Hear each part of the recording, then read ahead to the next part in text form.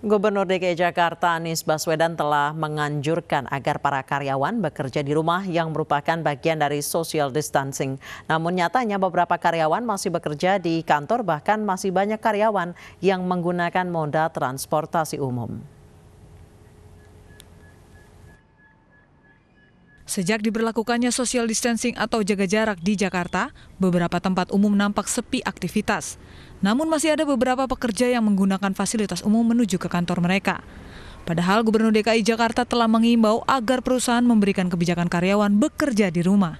Salah satu tempat yang memberlakukan social distancing adalah stasiun MRT.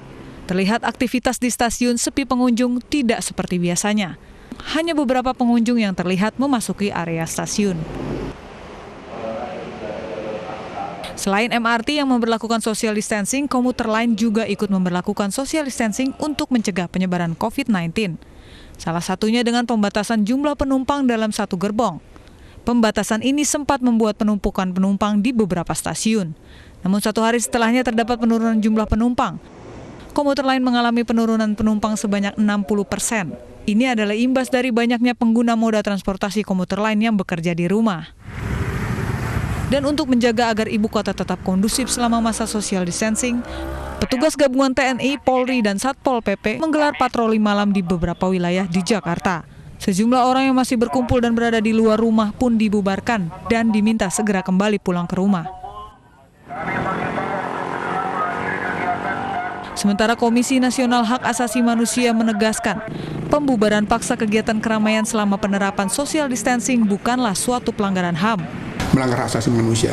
Kami sampaikan bahwa dalam prinsip hak asasi manusia, kepentingan kesehatan dan keselamatan publik itu bisa dijadikan dasar untuk membatasi, mengurangi, dan menunda hak kemerdekaan tertentu, termasuk juga hak untuk beribadah. Ya. Ini tidak berarti bahwa prinsip keagamaan orang, keyakinan orang diganggu, tidak.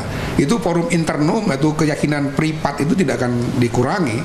Yang dikurangi atau dibatasi itu hanya ekspresi di ruang publik yang kita sebut sebagai forum eksternum itu. Itu dibenarkan dalam hak asasi manusia. Selain itu, Komnas HAM juga meminta pemerintah segera membuat Perpu untuk menguatkan aturan tersebut. Komnas HAM juga mendesak pemerintah memfasilitasi work from home bagi para pegawai swasta yang saat ini masih bekerja normal.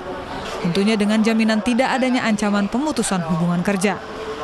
Tim Liputan iNews melaporkan.